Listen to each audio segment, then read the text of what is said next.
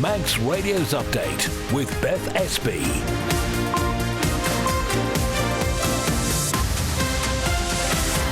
First, good evening. It's just gone 5 p.m. Welcome to Update, your roundup of what's been happening on the Isle of Man today. In tonight's programme, the head and deputy at a school in the south of the island have been removed from their posts. We'll bring you what we know on that situation. Is the recent increase in taxi fares causing problems with antisocial behaviour in Douglas? Man in Line today was a tourism special. So how does Visit Isle of Man view the horse trams? And we'll also reflect on how Manx tennis star Billy Harris fared at Wimbledon today. Plus details of any traffic issues to look out for on your way home. And if you'd like to get in touch, it's 166 177.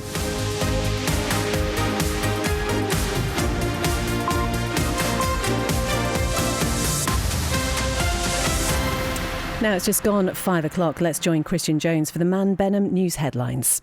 A Russian MHK has told Manx Radio there are no issues around safeguarding at a school in her constituency. Parents at Russian primary school were told yesterday that the head teacher and deputy head were being seconded until the end of the term. Berthing issues at the new Liverpool Ferry Terminal have been blamed on tidal conditions and other operational reasons. The Manannan schedule was delayed twice last week because of them. And Billy Harris has suffered defeat on his Wimbledon debut this afternoon. The Isle of Man pro competitor has lost out in 4 sets to Spain's Jaume Munar in the men's singles first round. In international news, former nurse Lucy Letby's been found guilty of the attempted murder of a baby girl. The 34-year-old was previously convicted over the deaths of 7 babies and of trying to kill 6 others at the Countess of Chester Hospital. The Labour leader wants the UK government to meet with Royal Mail about problems over postal ballots, saying we're running out of time with just 2 days to go until the UK general election. It's reported many still haven't received voting cards. And it's hoped a so-called cutting-edge test could dramatically improve cancer care for children.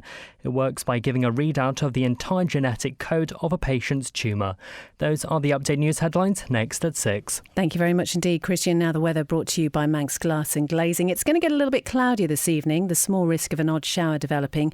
Light to moderate northwest winds. They'll gradually back southwest. Top temperatures of around 16 Celsius.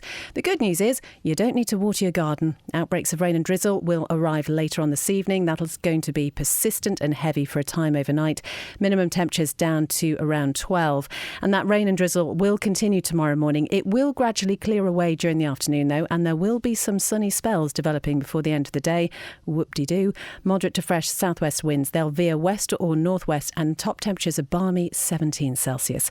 Sunset this evening 9:53. Sunrise tomorrow morning 4:52. Manx Glass and Glazing don't just do the big jobs. It's easy to repair broken greenhouse glass at Manx Glass and Glazing. For greenhouse glass cut to size, call 674 573. TE Carbon provide new memorial stones, grave renovations, new inscriptions and fire hearths. Visit us at Hope Street, Castletown, or at Broadway, Douglas, or call 844 440. TE Carbon, here when you need us. Ambitions Recruitment Consultants, covering all business sectors in the Isle of Man. Register online or email your CV to info@ambitions.co.im or ring 614 841. Ambitions, for all your recruitment needs, however big or small. We all need peace of mind. That's where Peace of Mind Manx Will Writing Services can help you. From just £149 plus VAT. Call 671 001 or go to peaceofmind.co.im.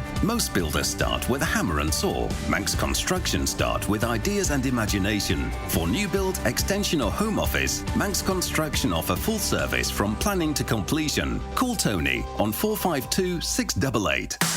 You're listening to the Isle of Man's quintessential daily news and current affairs roundup. Update on Manx Radio. And it's lovely to have you with us this evening. It's just coming up to 5:05. As we've just heard in the headlines, the head teacher and deputy head teacher at a primary school in the south of the island have been removed from their posts just 3 weeks before the end of the summer term.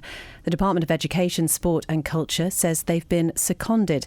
Well, the news editor Tessa Hawley joins me now. Tessa, what do we know about this situation? So we know that parents and carers who have children at Rushen Primary School were provided with a letter from the Department of Education, Sport and Culture.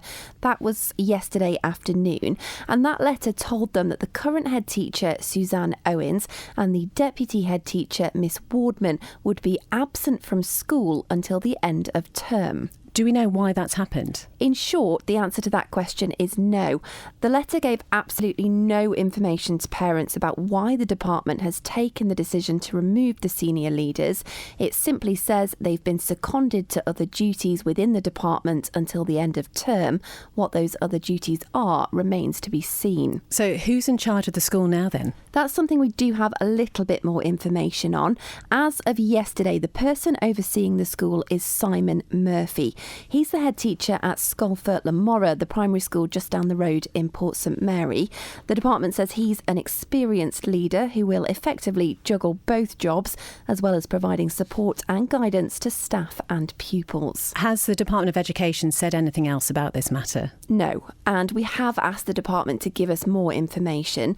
But earlier today, Rushen MHK Michelle Haywood spoke to our reporter Christian Jones. I think at the moment that's as much as the department are willing to say. I don't know the situation that's gone in the school. The minister did share with me yesterday the letter because she knew that we might get comments from our constituents, and I believe the department are handling the situation. I have reached out to the head teacher at Scolford Lamora because I'm a governor at that school, so I reached out to him this morning just to say, while you're covering extra duties elsewhere, do you need any extra support from me? And I will be visiting the school in the next few days. Do we know why this has happened? Is it because of wrongdoing? I don't know. The only thing that I know is that there's no safeguarding issues, which was my primary concern. I asked that. There's no safeguarding issues. And so whatever's happening is internal within the department. And generally the comment would be, if things are staff matters, that they're not widely discussed out of respect for everyone in the situation. And so I think we need to let the department get on with whatever they're doing, and I'm sure everything will become apparent in the fullness of time. That's Rushen MHK Michelle Haywood there, talking about what she knows about the decision to remove the head teacher and deputy head at Rushen Primary School until the end of term. Tessa, what do we know about what happens next then? Well, as you've just heard her say, things are expected to come out in the fullness of time. What we can say, however, is that parents and carers aren't overly impressed with how this message has been communicated. As we've said, that letter, which was sent out yesterday afternoon, provides very little information to explain the decision that's been taken. In addition, it wasn't signed by anyone from the department, and there is no direct route of contact for those who have concerns to be able to raise them. It simply says the stand-in head teacher is looking forward to meeting with parents and children and working with them to ensure the best possible outcomes. Now, parents have been speculating that this decision could have something to do with an audit held at the school last week. But as the department isn't saying anything else publicly at this stage, we may just have to wait and see who's in the hot seat when the schools return in September. Tessa Hawley, thank you.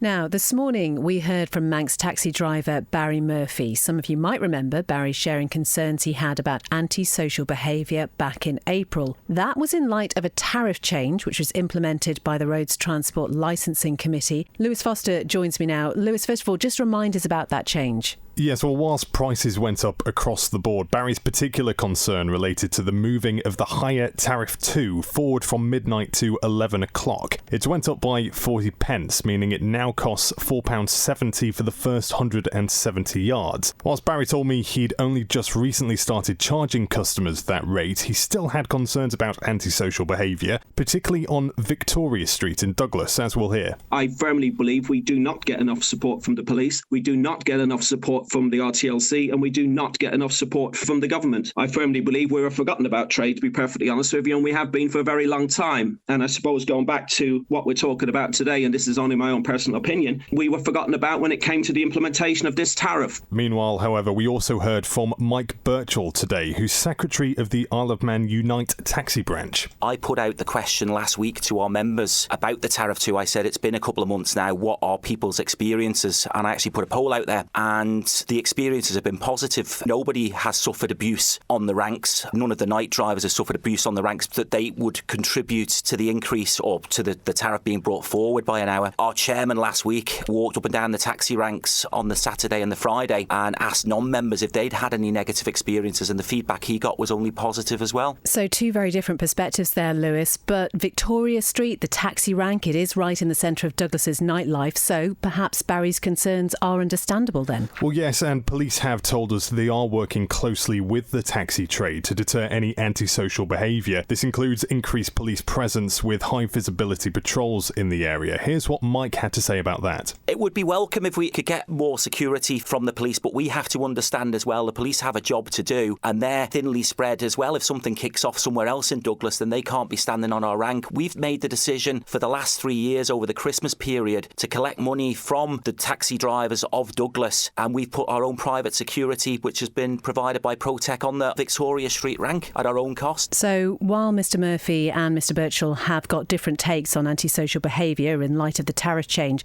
they do agree more can be done to prevent it in general. Yes, and you may also remember when the RTLC announced this change in rates, it was referred to as a trial. Another thing both Mike and Barry agree on is that, well, it now appears to be here for good.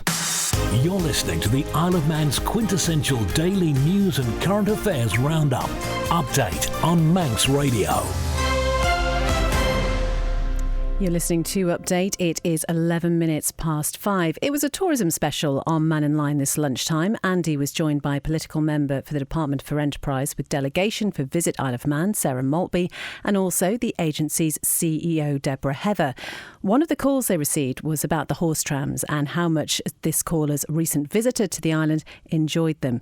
Andy asked Deborah Heather how Visit Isle of Man viewed this particular attraction, given it currently only runs around halfway along the prom and also not on a Monday. Obviously, it's going to benefit our visitors, full stop. I mean, there isn't any doubt about that. You've got the cruise ship passengers coming in. That's a big part of our strategy going forward. It is something to be really valued and cherished. The heritage is such a massive part of our offer. Well, we see it every day, so lots of people, I would say 99% of people on the Isle of Man take it for granted. I think that's true. Not knowing that there isn't one like it anywhere in the world. And I think that's true, and I think we can see that completely, Andy. So our passenger survey figures gets us around 99% satisfaction or very satisfied from our visitors. Our residents don't feel the same way because we've become slightly oblivious, and it's how we can reawaken that whole joy in the island and really sort of trying to see it from a new perspective. And for me, I've been here 15 months, so still everything is really quite new and really very exciting and very different. And I think we've just got to embrace that a bit more and remind people. That's Visit Isle of Man CEO Deborah Heather. You can listen back to today's Man in Line as a podcast at manxradio.com or wherever you get your podcasts from. 12 and a half minutes past 5. Some business news now, and Everest Isle of Man Limited has formally gone into liquidation. A virtual creditors meeting held in London yesterday ratified the appointment of liquidators Ben Woodthorpe and Chris Farrington from the UK company Resolve. There was nobody at that meeting. Everest Isle of Man entered into the voluntary liquidation process at the beginning of May after staff were made redundant. That move follows the collapse of UK-based parent Everest 2000. And a former MHK and the ex-head of marketing for a UK supermarket chain are set to be appointed as non-executive directors for the steam packet company. Bill Shimmin served as MHK for Middle between 2016 and 2021 and was a political member for Treasury when it purchased the ferry operator. Amanda Binden is currently the chair of Laxey Glen Mills and has previously had senior marketing roles with Waitrose and Pizza Hut UK. Their appointments are subject to approval at this month's sitting of Tynwald. Now, the stock market report brought to you by Ramsey Crookall, and UK and European stock markets were lower after the Eurozone's latest inflation print presented a mixed picture of price pressures in the bloc. Rising US yields supported the dollar, with low-yielding currencies such as Japanese yen feeling the pressure. Oil prices were little changed on expectations for rising fuel demand from the summer travel season and possible US interest rate cuts that could boost economic growth.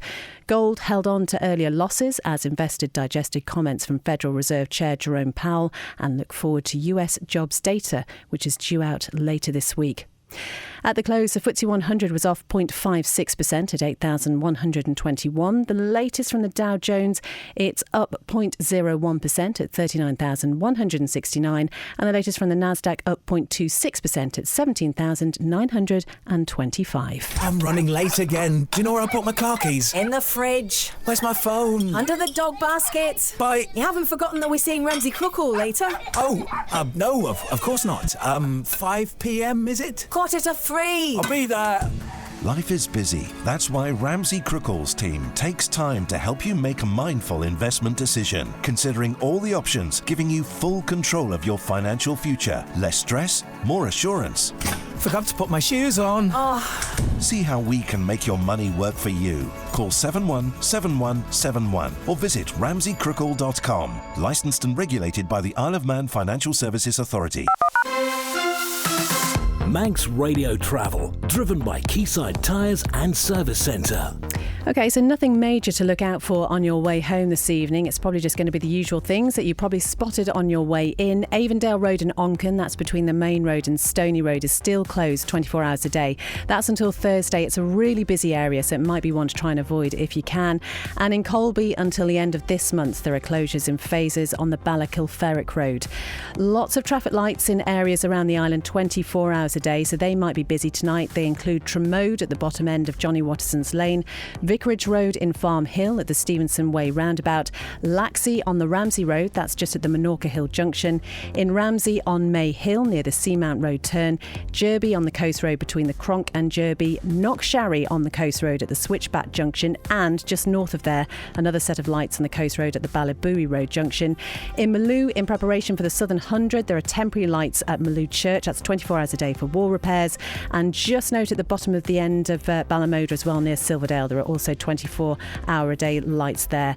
All looks okay at the Steam Packet. The airport, a slight delay on the EasyJet flight to and from Liverpool, but all okay apart from that. You can find the full rundown of what's happening road watch-wise on manxradio.com in our traffic and travel section. Ask how you can spread the cost interest-free at Quayside. Incidentally, May's mum has just messaged to say there are no traffic lights at the bottom of Tremode this evening, so it might be some good news if you're heading that way. Coming up to 17 minutes past 5. It's a week now since the new Liverpool Ferry Terminal came into operation, so how is it faring?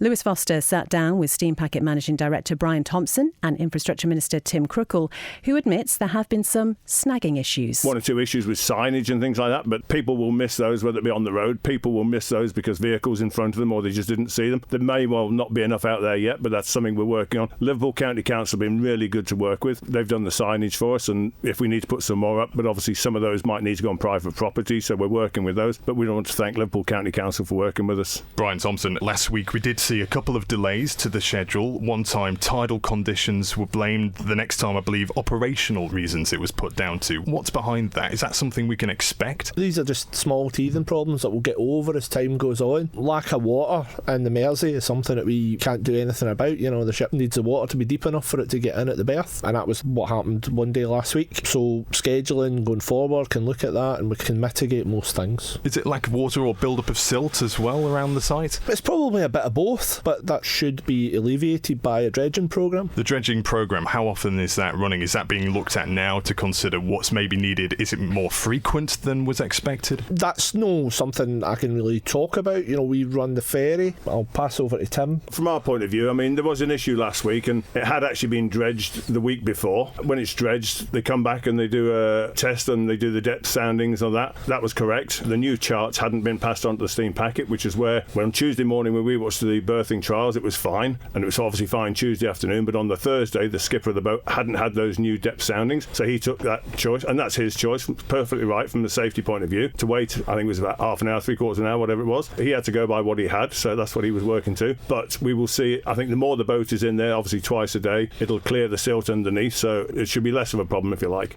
That is the Infrastructure Minister Tim Crookall and also the Steam Packet Managing Director Brian Thompson, just talking about the new Liverpool Ferry Terminal. It's been a week since it came into operation.